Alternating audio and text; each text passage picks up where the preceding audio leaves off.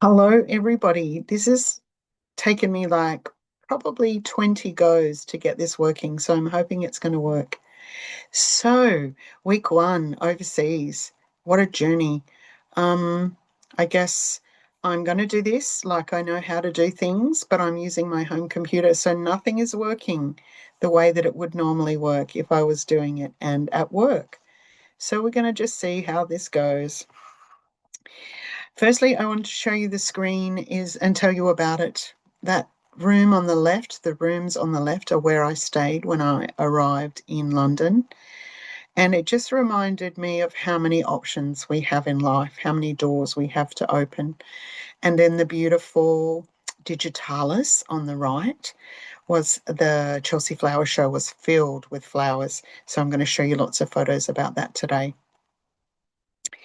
We'll just see if I can now make this go to the next screen. Okay. One of the things that I decided that I would do is to try and give you a message about what's happened emotionally, I guess, and the changes that you go through when you retire and moving to do things that are outside your comfort zone. So, one of the things that happened for me this week when I went to leave Australia was that I felt so anxious that I was actually nearly sick to the stomach and did not know that I could actually make myself get on that plane. So I want you to know that even though on the surface sometimes people look and feel confident, when it comes to the crunch of making big changes in their life, anxiety can take over. So my message there was to breathe through my anxiety. I had my beautiful friend dropping me off who just said, go for it. You've been making this happen. Now's the time to go. And then I guess that let me get on the plane. The journey was not easy, and I had many stops and places I'd never been to before. So that was quite scary. However, when I got to Thailand, and I know Bangkok airport fairly well now, and I stay at a beautiful hotel. I won't say the name, you probably can work it out, but um, went to have some food because I was really hungry and it was an odd time of the day. And these lovely staff made me feel so welcome. They made me a special drink, and I almost cried because I'd felt so much anxiety getting to this point. And then they showed me so much kindness that I just relaxed, and it made me think of how many relationships you form when you travel and make human connections. So the lessons for me on my reflections were it's a lot about changing your mindset and knowing that when you are frightened, you can keep going down the path of what you did be in the past, or you can change that mindset and just breathe and try and take the next step and know and trust, I guess, that you've done all the research that you can do to make your journey happen. So then I jumped straight to, I did not do any more of my trip. I did not take any, I took one, I think I took some photos of Helsinki Airport. It is an amazing airport if you ever get to stop in Helsinki, which was where I stopped based on my Finnair flight and the fact that, we had to go around the war zone. So Finn Air was fantastic. I loved every minute of it. And flew me then from Helsinki to London. When I arrived, I had set myself the task of going to the Chelsea Flower Show on Wednesday and Friday. So I'll go to the Chelsea Flower Show next, but what I wanted to show you was what I did on the Thursday, which was I did the hop on, hop off bus trip, which again I would recommend to try and do in the middle of the day because traffic can get crazy when you're traveling around London.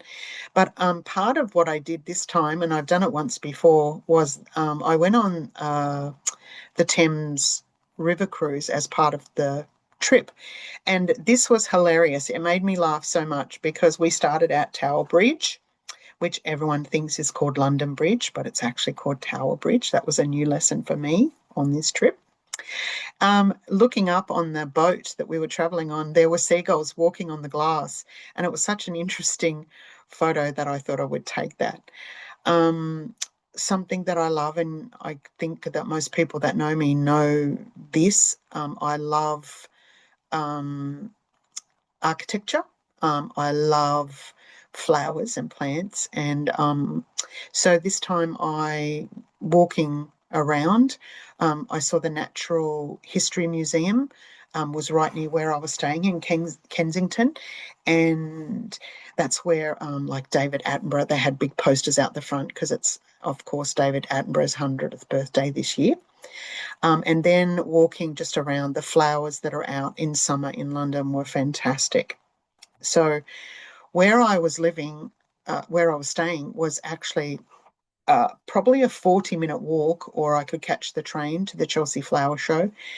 Um, I didn't take a lot of photos this time of London, and many of you have been to London, so I just thought I'm not going to take a million. But when I walked down to the Chelsea Flower Show, I walked past Oscar Wilde's house where he lived. And I also went to the British Museum, and I did that just for half a day.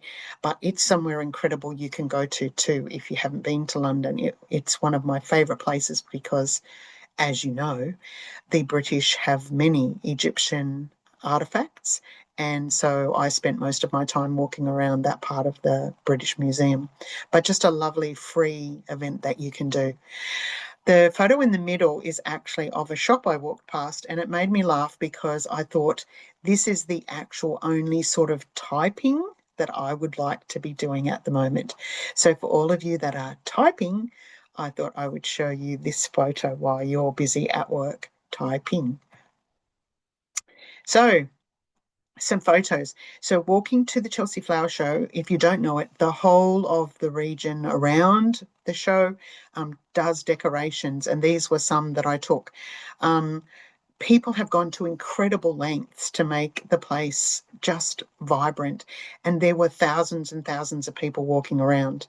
But I thought I would show you some of them. The one in the middle, particularly, not an attractive photo of me, really, I don't think. But I wanted to show you the matching, colours that were all around, and just the beautiful work that people had gone to create um, these decorations. So then I arrived at the Chelsea Flower Show, had to take the photo walking in. So what I've done is I've tried to take some photos. I tried to set them out in a way that would be interesting to people with different tastes. Of course, for those of you who love flowers, oh my God, it's like a mecca to walk around. I did it over 2 half days. I really only spent less than 4 hours on both days because it's so exhausting. And it's been really hot here in London, up to almost 28 degrees, which is hotter than at home. So the flowers on the left are actually a hydrangea, and I would love to have this in my garden. Again, for those of you who know me, know my favourite colour. And so I'm going to find out about that. And then I didn't really know much about alliums, but these were incredible, and they were all different colours, and they were just amazing. And again, what the show had, I guess, was all different sorts of things that you could see, not just flowers. So my photos will show you a range of different things. And if you're on WhatsApp, obviously, you will have seen some of the photos. I tried to do some different things so you didn't get bored. But just the amount of effort that people go to create these beautiful decorations. There were lots of cut flowers, all different, I guess, new varieties of things that the growers and that have created. Again, you'll see roses and my favorite color in these shots. Some of the stands, so this is inside this huge auditorium, and they've got a range again of different small and large setups. And I really particularly liked the one on the left, and you'll notice that it won an award because it reminds us of home. I thought it would be interesting to be in London trying to grow some of these ferns, but I'm sure they have a fern house to grow them. And of course, on the right, more roses. And that's a nod to my mum as well, who loved roses and had a huge rose garden at home. These were some of the constructions that you saw. I I was more impressed by the talent of the people attending, and they did everything from these sorts of sculptures to all the different creative pursuits that people have, from sewing through to painting through to selling products that are creative. The show was just amazing, and I thought in Australia we could do the rock stands like that. I wouldn't like to have one in my garden, knowing my family, they would fall over. And I love hairy coos. So this hairy coo is made out of metal. Lots and lots of tiny little pieces of metal. It was incredible.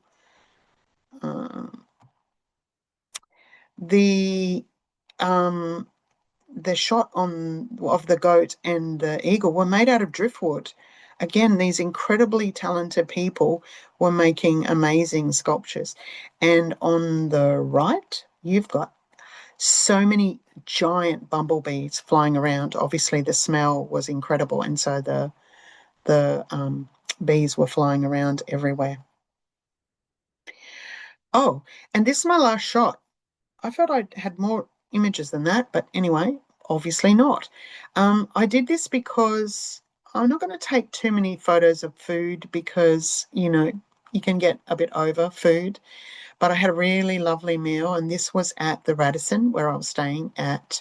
It's a Radisson Blue at Kensington South. Um, Gloucester Road is the train stop. You have to get off if you want to go there. And it's one of the cheaper of the hotels in this area. Not that overly flash, a little bit dated, needing a bit of work. But I ate there for the 3 nights and had lovely meals.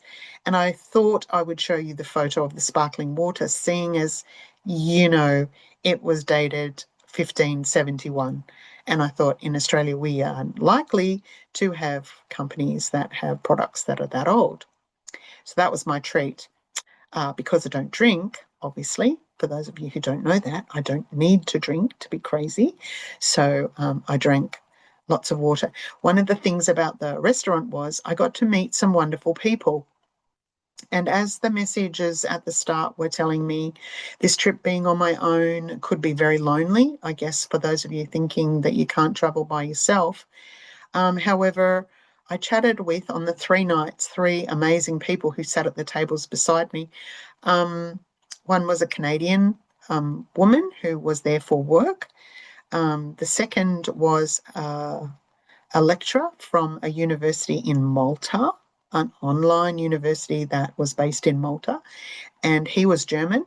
And we talked a lot about my doctorate and perhaps finishing off my doctorate. He was quite enthusiastic about me finishing it off, and I've got his email address so I can make sure that I might finish that off as an option. And then the last lady I met was from Australia, and she was 79. I would never have picked her at that age. And I don't think I could be doing what she's doing, which is traveling. She thinks this will be her last year. She has a heart problem like I had, and hers can't be operated on. So she was amazing. She's done lots of research on her family history and is traveling by herself and having a wonderful time. She traveled by ship.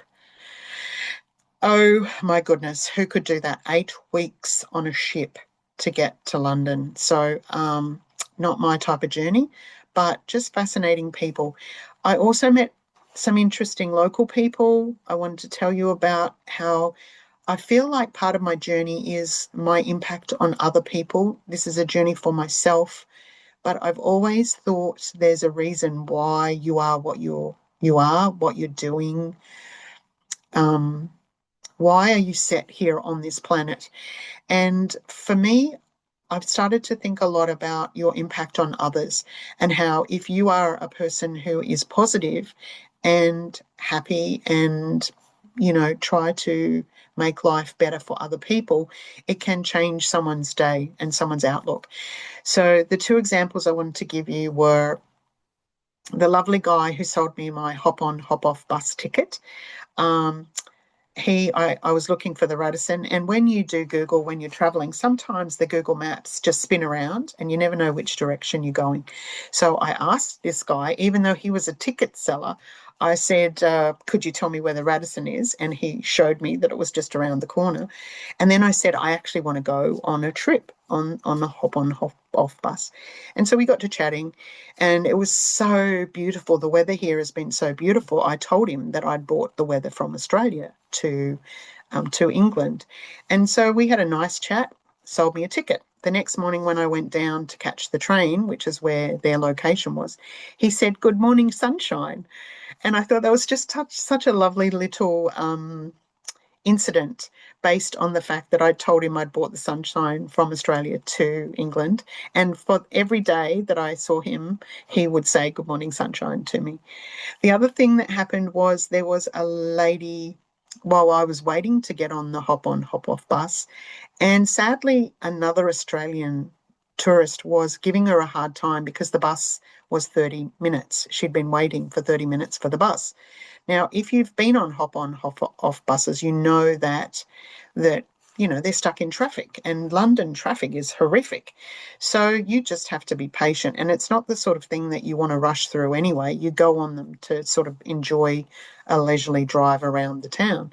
So this woman was quite irate and giving the tour person a hard time. And in the end, another tour guide came up from a different bus company and said, "Oh, well, if you'd like, you can, get your refund for her," because the lady offered her a refund, "and you can come with our bus." And then they started, having a bit of a joke about things. And I said to the woman, you know, life is what it is. You can't get hung up about people that are just cranky. And she said, "I've been doing this 14 years." She said, "I've seen everything." And I just think, again, it reminded me that we have control of our own mindset. We can either be someone who always gets upset and cranky about things when they go wrong or they go right. Some people just are in that mindset, and just trying to catch yourself if you're like that, if you're a person who, is tending to be always getting caught in that place of being negative, to actually try to say to yourself, "You know what, I can change my way of thinking. Is this so important to me?" And I guess, again, in my life now, where I'm not rushing so much as I was while working and living at home, it's a luxury. I can say to myself, "You know what, c'est la vie, I can take another 15 minutes. Is it going to matter in my life?" And I don't want to impact that other person who's just doing their job. So they're the lessons that I think I learned this week. I've had a wonderful time. It's been exhausting. I've been doing 13,000 steps a day, which for me, again, for those of you who know me, I'm more likely to be doing 3,000 steps at home. So 13,000 steps is a big day. And my legs are dead. So I've had a rest day today. I've come to see Lisa, my friend who's house sitting. And next week, what you'll see is whatever she plans, because again, I don't have any set agenda at the moment till I get to Ireland, where I'm going to wander around there by myself. But right now, Lisa knows this area very well, and we're going to do lots of lovely things. So I'll sign off for now. If I can make this stop recording, hopefully it will be a quick end. And that's going to be pretty much the format that I hope, to give you some messages mentally about what's happening, hints and tips if there's any for you, and then also show you some lovely photos. So if you don't want to join, you don't have to join. You can leave. But that's going to be, I guess, the structure of the way I'm going to do my YouTube channel. Lots of love to everybody. Thank you for coming on. If you want to leave a comment, leave a comment. If it's positive. If not, send me a WhatsApp and we can have a chat. Toodaloo.